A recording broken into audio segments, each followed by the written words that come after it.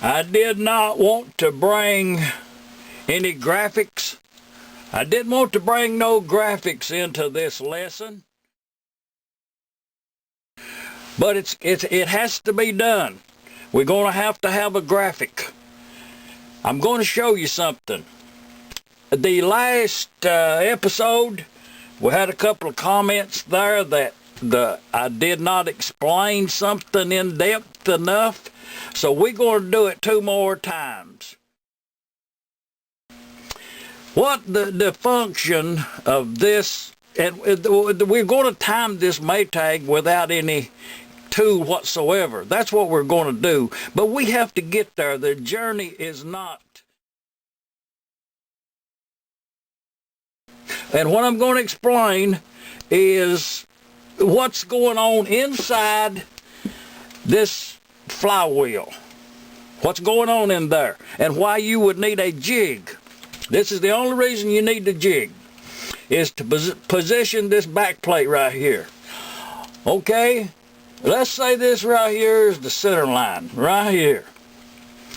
Out here on where your points is, this is that's the 2 screws that holds the points. And you put your points on there, just kind of like, and right there's that flat place, right down here. Right here is this round pin. There's a round pin in there. On these points right here, y'all see that round pin in there? That's the part where the felt is right there. I hope I'm explaining this in depth enough. Right in there is where that little felt rides. Like right here. That's the way that looks. A little spring and deal on the chunder. Okay, you have to miss that. You have to miss that with this thing right here. This thing it's a turning around inside that flywheel. This is going around every how many RPMs you've got the governor set at. Oh yeah, let me tell you something. How to set the governor, and then we'll be done with this. I use a number 44 drill bit. You know, that's about 86 thousandths. That's a good number to go by. Just write that down. A number 44 bit. Use that as a gauge tool down inside your flywheel there. And it goes right between that little shoe right there and this piece of metal here. Pay attention, this will be on the test. You want that clearance right there. The way you get that clearance is with this. Y'all see this screw right here? Some of them will have the threads all the way down, some of them won't. Okay, when you turn that, that makes this thing rock back and forth. If you don't understand it up to now, just stop, pause it, leave a comment, and then come back over here and we'll carry on. But you would use this adjustment right here to where you would using this drill bit as a gauge. See that? It just barely slides through there. Okay, with that adjustment right there, you could go ahead and lock this lock bolt down, maintaining that. The reason you do that is because you need some travel here. You see how much travel that is? Okay, you need that action so that it can govern itself. Now, once we've got that set, we're done with this right here. This screw over here is for the RPMs only. Right here. We'll discuss that later. We've discussed this, a number 44 drill bit as a gauge, somewhere around 80 some thousandths, and don't ask me how I got to that number.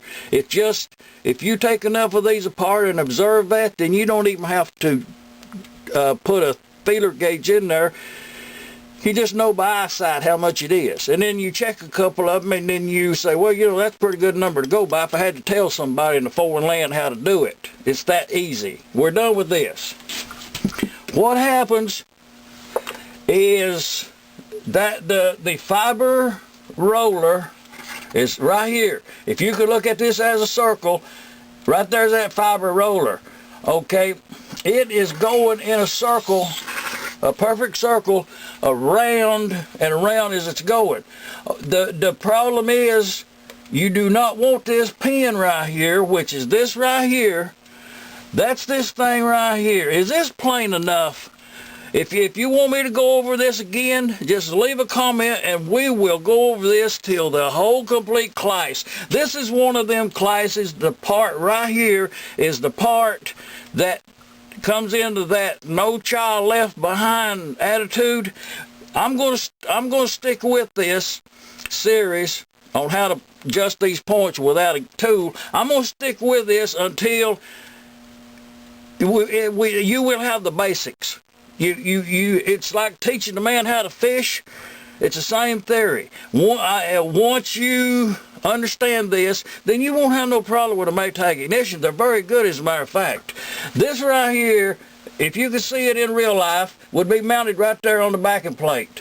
Okay, this governor arm is a whirling around there at breakneck speed. You know, like a 1150 RPM, 1050 RPM. And another thing about that timing in degrees, you know, somewhere around 20 degrees before top dead center, somewhere around 20 degrees. The way you arrive at that is, it's like 2 degrees for every 100 RPM. So if you're slowing down the RPM, then you would slow the degrees before top dead center.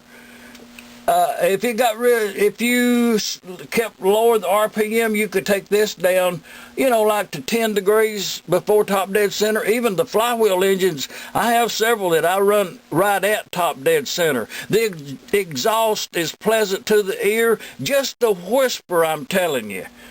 So with this in mind, understand this is a fixed position, and that governor thing in yonder is a whirling around there, and believe me, it ain't fixed, and you do not want it to hit this right here. As long as you protect this from getting hit, then you can do whatever you want to with these points like this right here. Just think about that. Visualize it there in your mind. If there's any questions, leave comments. That's COMMENTS. Comments. Just leave them if you got them. Now we're going to get on with this tool now.